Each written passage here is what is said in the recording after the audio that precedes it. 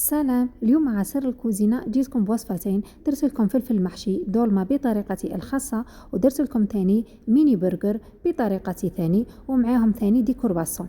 نبداو على بركة الله، بسم الله. رايحين نبداو بالفلفل المحشي. اول حاجه جيبوا الفلفل نتاعكم. انا استعملت 6 حبات نتاع فلفل. اشويوهم على الطابونه ولا على النار باه يجيبكم بنان. كي تكملوا حطوهم في كيس بلاستيكي، هذا هو السر تاعهم باه من بعد يتقشروا لكم فاسيلمون، يعني بكل سهوله رايحين يتقشروا لكم. خليهم حتى يبردوا مليح ويعرقوا وقشروهم بهذه الطريقه. لازم ما تخليو فيهم حتى شويه نتاع كحل، وابلاكم تغسلوهم باه يجيوكم بنان.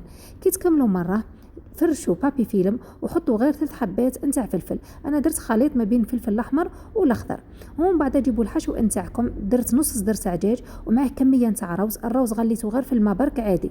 ومن بعد درت الدجاج تاعي نص صدر تاع دجاج رحيته، درت فيه الملح والفلفل الكحل وشويه معدنوس، ودرت شويه نتاع كزبر. التوابل هنا راهي اختياريه، ودرت فيه ثاني شويه نتاع زيت باه يجيني اطري. خلطوه مليح ومن بعد قسموهم على زوج. باسكو الفلفل هنا ما درتش 6 حبات كاملين، انا درت غير 3 حبات برك، يعني قسمتهم باه الخدمه نتاعي تجيني سهله. من بعد باه ما نتعبش على هذه درت غير 3 حبات، ومن بعد ندير 3 حبات الثانيين. حطيت هذاك الحشو نتاعي وحطيت عليه كميه نتاع فرماج. حاولوا ديروا فرماج نوعيه مليحه اللي يزرب يذوب، وليتو بهذه الطريقه، يعني كما نخدموا البوده نتاع الدجاج وهو خدمته بالفلفل، يعني بنفس الطريقه. كي تروليوه اشبحوا مليح. لازم تشبحوه مليح بين بعد كي تحطوا طيبوه ما يتحللكمش في الفرن. انا درته في المره الاولى في البابي فيلم وزيرت عليه مليح، ومن بعد زدت فرشت المره الثانيه البابي فيلم وزدت عاودت وثاني شبحته مليح. تقدروا ثاني ديروه المره الاولى في البابي فيلم والمره الثانيه ديروه في الالومنيوم، يعني عادي، باسكو راح نطيبوه غير في الماء برك ما يهمش. من المره الاولى لازم البابي فيلم. انا هنا المره الثانيه راني درته في البابي فيلم، قلت لكم ضغطت عليه.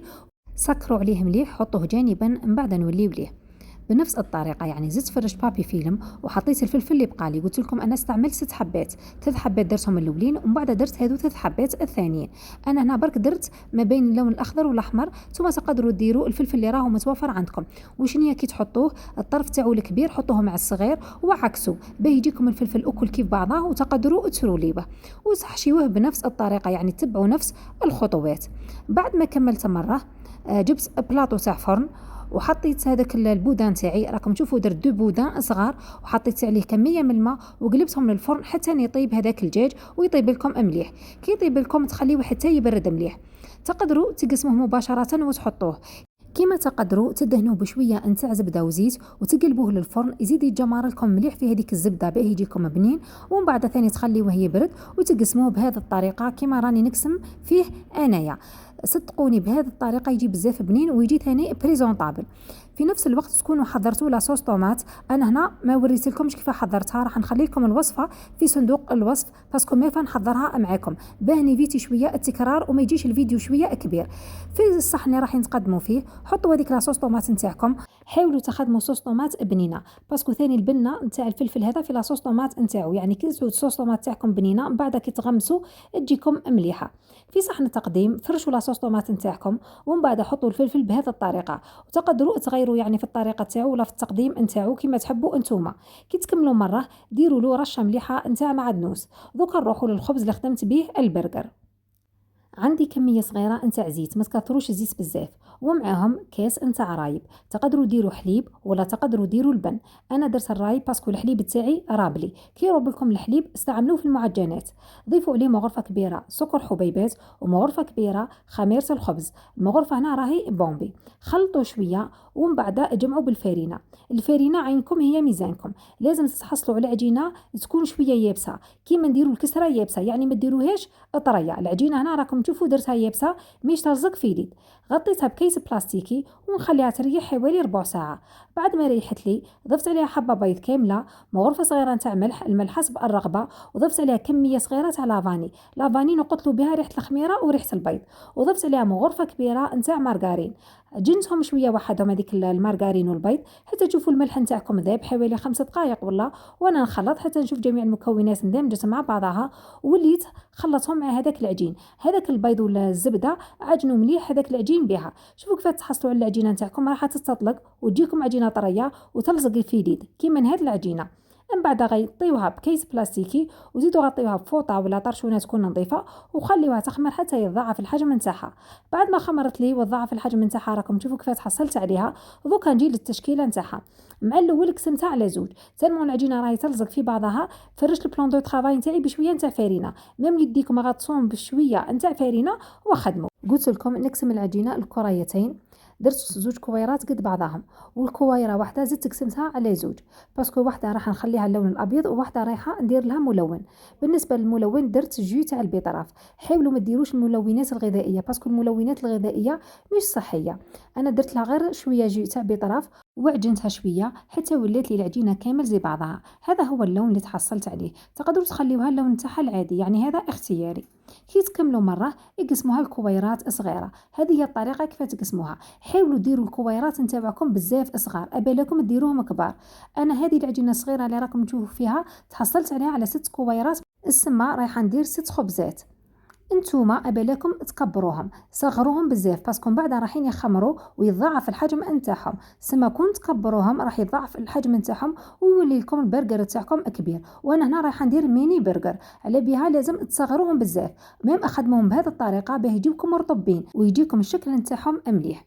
ونكملوا ثاني هذيك العجينه اللي اللون نتاعها ابيض بنفس الطريقه يعني العجينه صغيره مانيش نهضر على العجينه الكبيره باسكو العجينه الكبيره هي اللي راح ندير بها لي كرواسون. يعني تكملوا ثاني بنفس الطريقه. ثاني تحصلت على 6 حبات من العجينه هذه صغيره. هذو هما الحبات نتاوعي. البلاطو تاعكم ادهنوه بشويه نتاع زيت ولا فرشوا له بابي كويسون وخليهم يخمروا حتى يتضاعف الحجم نتاعهم. نروحوا للعجينه هذه بعد ما ريحت ثاني شويه حلوها على شكل دائري وديروها بزاف كبيره. يعني الدائره نتاعكم كبروها ورقوها ما ديروهاش اخشينه. وبداو يقسموا الدائره مع الاول قسموها هكذا على 4 ومن بعد كل مرسو زيدوا قسموه على 4. تحصلت على 16 حبه. راح ندير 16 حبه من الكرواسون. الطريقه يعني راهي جد واضحه. وديما عاونوا بشويه نتاع فرينه باسكو قلت لكم العجينه راهي تلزق على بها راني نعاون بالفرينه. المهم راح تتحصلوا كامل على 16 حبه نتاع كرواسون. راكم تشوفوا العجينه نتاعي كيف تحصلت عليها بعد ما قسمتها. دوكا نجيب وحده. انا هنا غير باه نوريكم برك نتوما بلا ما تهزوها. انا هنا رايحه نهزها باه نوريكم كيف نخدم. قطعوها شويه في النص وبلا ما قلت لكم تهزوها يعني اخدموا عادي ولويوها على شكل كرواسون. الطريقه راهي جد واضحه. كي تلويوها قلت لكم على شكل هلال من بعد مع الاخر خلاص ديروا شويه نتاع بيض باه الحبه نتاعكم ما تتحللكمش في الفرن. يعني كي تحطوا طيبوها ولا كي تخمر لكم ما تحللكمش. راكم تشوفوا في الحواف تاعها مع الاخر درت كميه شويه نتاع بيض وكملت وروليت بهذه الطريقه. هذه هي الحبه تاع الكرواسون تاعي كيف حصلت عليها. دوكا نكمل الحبات نتاعي كامل بنفس الطريقه. هنايا هذو الحبات نتاعي راهم خمروا. دهنتهم بشويه نتاع بيض ودرت عليهم شويه نتاع جلجلانيه وسينوج وحطيتهم طابوا. غير يطيبوكم من تحت حمروهم من فوق. بالنسبه لهذو الحبات اللي درتهم وردي تقدروا طيبوهم وحدهم من بعد كي تحمروهم ما تحمروهمش من فوق. انا هنا كي طيبت كلش مع بعضها ورحت حمرتهم تغير لي اللون نتاعهم. لا عدتوا حابين تحافظوا على اللون نتاعهم ابالكم تحمروهم من فوق. يعني طيبوهم غير من تحت برك وطفيوا النار. مي هادو البيض حمروهم من تحت وزيدوا حمروهم من فوق. راكم تشوفوا هذو الحبات نتاعي رحت حمرتهم من الفوق تغير اللون نتاعهم باسكو راح طيبت في نفس البلاطو. نتوما حاولوا طيبوا كل واحد في بلاطو. كي يطيبوا لكم وهما سخونين غطيوهم بالطرشون وخليهم باه يجيو طريين بخاص كيما نخدموا في الخبز الدار يعني نفس الطريقه. وخليهم يبردوا مليح حتى يبردوا باه تقصوا الحبات نتاعكم. كون تقصوهم وهما سخونين راحين يجيوكم شويه مشرشفين وما يجيكمش الشكل نتاعهم مليح. لازم حتى يبردوا لكم مليح. شوفوا الحبات نتاعي تاع الكرواسون جاو باهيين يعني جاو يسخفوا. ثاني نفس الشيء يعني خليتهم حتى يبردوا وقسمتهم. دوكا نروحوا للحشو. عندي نص صدر تاع دجاج مرحي معها شويه شابلور شويه توابل تاع دجاج شويه ثوم شويه فلفل عكري وشويه ملح وشويه فلفل الكحل. معاهم ثاني رشه مليحه نتاع معدنوس. التوابل هنا راهي اختياريه. مغرفه صغيره موطارد وزوج مغارف كبار نتاع زيت وعجنتهم مليح. لازم تعجنوهم مليح باش يتخلطوا جميع المكونات مع بعضهم والدجاج تاعكم يجيكم طري. من بعد جبت بلاطو فرشت عليه كيس بلاستيكي وجبت كميه من هذاك الحشو ودرت يديا في شويه نتاع زيت بما يلزقليش الدجاج. درت كويره واللي درتها بهذه الطريقه درتها على شكل دائري كما درت الخبز نتاعي. لا نديرو كيس بلاستيكي باه الدجاج تاعنا ما يلزقش. ولي درتهم كورباسون درتهم على شكل اصابع، وثاني طبستهم شويه ودرتهم بهذه الطريقه، والطريقه راهي واضحه. وتكملوا الحبات نتاعكم بنفس الطريقه. من جهه واحده اخرى جبت حبه بصل درتها على شكل دوائر في مقلاة، حطيت شويه نتاع زيت، حطيت البصل تاعي ذبلت لي وزدت حطيت عليها شويه نتاع جلجلانيه. الجلجلانيه مع البصل تجي بزاف بنينه، ما حبيتش نديرها نيه. بالنسبه للبيض درت 5 حبات نتاع بيض، مش كل حبه راح ندير لها حبه تاع بيض باسكو راهو شويه صغيور. درت 5 بيضات ضربتهم شويه وطيبتها كيما نطيب لومليت. الحشو درت شويه طماطم سوريز، زيتون، سلطه، دنت فيمي قطعيتو شرائح، وعندي هذو شرائح تاع التشيزي. دوكا نجيو للطريقه كيف نخدمو. درت في طاجين دهنته بشويه نتاع زبده، حطيت القطع نتاعي تاع الدجاج وحمرتهم مليح. تحبوا ديروا في مقلاة عادي، مي باه نسهل على روحي شويه الخدمه خدمت بالطاجين احسن واحسن. حمروها مليح على الجهتين، ومن بعد درت شويه نتاع زبده وحطيت الخبز نتاعي حمرته شويه. ولازم النار تاعكم تكون ناقصه باه تقدروا تخدموا. شوفوا الخبز تاعي كيف حمرته. بالنسبه للبيض شوفوا كيف تحصلت عليه، من بعد قسمت بالطرف وكل خبز حطيت فيه شويه نتاع بيض. جبت شويه من تشيزي حطيته فوق هذاك الدجاج باه يذوب لي، ومام الخبز ثاني حطيته فوق الطاجين باه يبقى لي سخون. واللي ثاني حطيت عليه هذيك القطعه نتاع البيض، وبديت ندير في المونتاج نتاعي. الخبز حطيت عليه شويه مايونيز، المايونيز خدمتها في الدار، راح نخلي لكم الوصفه في صندوق الوصف. وحطيت عليه ثاني شويه نتاع هريسه، الهريسه نتاعي مش حاره. ومن بعد حطيت عليه هذاك الدجاج بعد ما ذاب لي الفرماج، وحطيت عليه شويه نتاع سلطه وشويه ثاني نتاع طماطم، وحطيت عليه هذيك البصل وشويه تاع الدانت فيمي، وسكرت الخبز نتاعي. هذه الطريقه اللي خدمت بها الخبز نتاعي. دوكا نروحوا للكرواسون. الكرواسون ما حبيتش نديرو في الطاجين، درته بالطريقه الثانيه، يعني حطيته فوق البلون دو طرافاي، حطيت المايونيز، حطيت الهريسه، ميم ستفت الحبات نتاعي كامل وخدمت. وهذه هي اسهل طريقه يعني. وحطيت كامل لي زانغريديون اللي هدرت لكم عليهم، يعني نفس المكونات اللي حطيتهم في الميني برجر هما نفسهم اللي حطيتهم في الكرواسون. كي تكملوا مره سكروا الخبز نتاعكم ولا سكروا الحبات نتاعكم تاع الكرواسون وحطوهم في الفرن حتى يذوب لكم هذاك الفرماج، ومام يسخن لكم شويه باه يجيكم بنين. والطريقه قلت لكم راهي جد واضحه، ومام هكذا يجيكم بزاف بنين. جربوه مش رايحين تندموا. البيضه راكم تشوفوا كيف راني نقص فيه ونحط، ما تحطوهوش قلت لكم حبه بيض كامله باسكو الحبات نتاعي صغار. كي يسخن لكم شويه ولا سكروهم بهذه الاعواد، ولا هذه تبقى اختياريه، والتزيين ثاني راهو اختياري.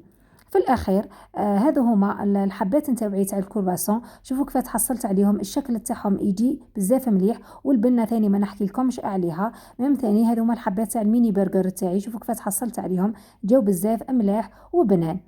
وذوك ثاني الفلفل نتاعي راح نقسم لكم شويه وتشوفوا كيف تحصلت عليه من الداخل. غطسوا شويه في هذيك لاصوص طوماط وكلوا باه يجيكم بنين. شهيتكم في الجنه وصحه فطوركم وسلام.